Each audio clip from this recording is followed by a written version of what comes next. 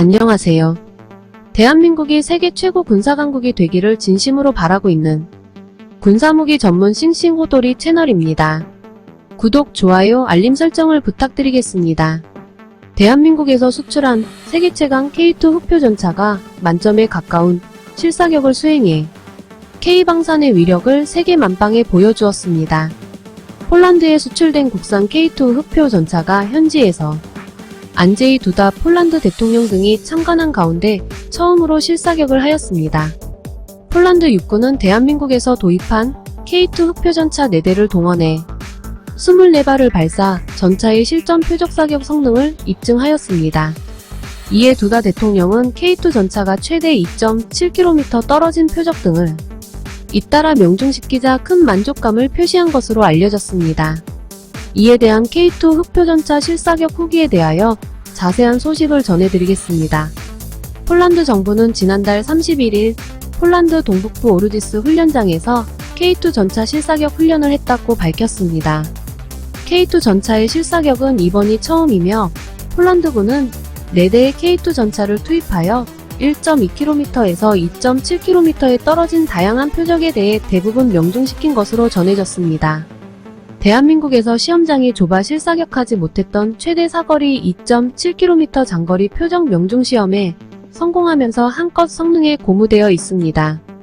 폴란드 대통령실과 현대로템 등이 공개한 영상에 따르면 고정 표적에 대해선 모두 정확히 명중했지만 일부 이동 표적에 대해선 빗나가는 장면도 나오는데 이에 대해 한 소식통은 1.2km 떨어진 이동 표적 중 한 발만 실패했다고 합니다.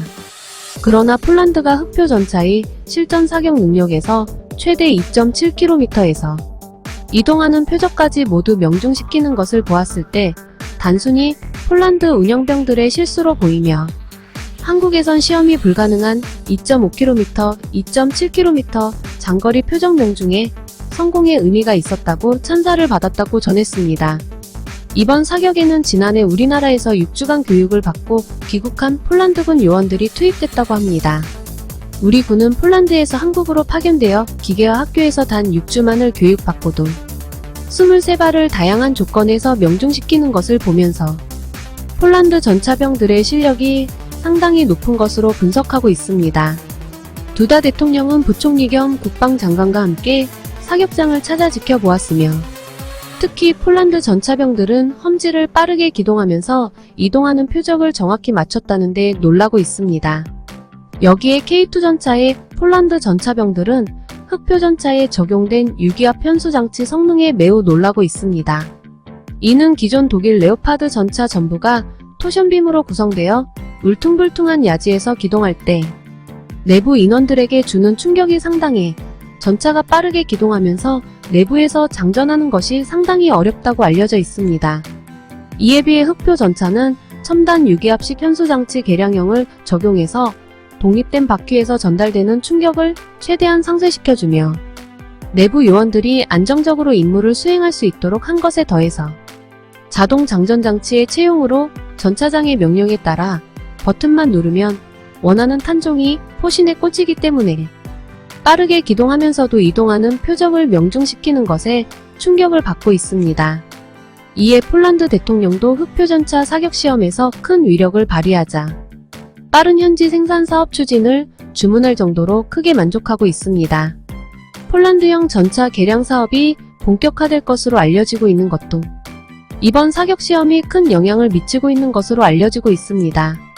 또한 두다 대통령은 이날 K2 전차를 배경으로 찍은 자신의 사진을 트위터에 올리며 2025년에서 2039년 폴란드군의 주요 개발 방향과 국가방어정책 결의안에 서명했다고 밝혔습니다. 당초 이날 행사에 두다 대통령 참석은 예정돼 있지 않았지만 막판에 참석이 결정되면서 행사 비중이 크게 커졌다고 소식통은 전했습니다. 앞서 두다 대통령은 지난해 12월 K2 전차 10대와 K9 자주포 23은 등 초도 물량이 도착했을 때 수도 바르샤바에서 차량으로 4시간 걸리는 폴란드 북부 그디니아에 있는 해군기지까지 직접 달려가 환영 행사를 열었습니다. 전력화 행사가 아닌 해외 무기 초도분 도입 행사에 군 통수권자까지 참석한 것은 세계적으로 유례를 찾기 힘든 일이며 러시아의 우크라이나 침공 이후 폴란드가 느끼는 위기감과 한국산 무기에 대한 기대감이 그만큼 컸다는 것으로 보여집니다. 당시 두다 대통령은 현대식 장비를 갖춘 군대만이 러시아의 야망과 잔인함을 막을 수 있다고 하며 한국 무기의 신속한 인도는 매우 중요하다고 강조했습니다. 이에 따라 미국, 독일 등의 한국 무기에 대한 견제도 강해지고 있다고 합니다. 냉전 이후 방산업체 생산 라인이 크게 약화됐던 독일이 우크라이나전을 계기로 본격적인 방산업체 재가동에 나선 것도 우리에겐 도전 요소이며 전문가들은 이에 제대로 대처하기 위해선 폴란드를 유럽의 방산 수출 거점으로 삼아 함께 제3국 시장 진출을 적극 추진할 필요가 있다고 지적했습니다. 브와슈차크 국방장관도 지난해 11월 한 폴란드 방산협력 컨퍼런스에 참석해 한폴 방산협력을 통해 양국 방산업계는 공동으로 제3국 시장 진출이 가능하게 될 것이라 말했습니다. 폴란드 무기 수출은 2030년대 초중반까지 단계적으로 이루어집니다. 폴란드와의 1차 계약은 120억 달러 수준이지만 탄약과 후속 군수 지원 등 전체 물량을 포함하면 총 규모는 400억 달러 이상에 달할 전망입니다. 시청해주셔서 감사합니다. 구독, 좋아요, 알림 설정은 영상 제작에 많은 도움을 줍니다. 부탁드리겠습니다. 대한민국 파이팅!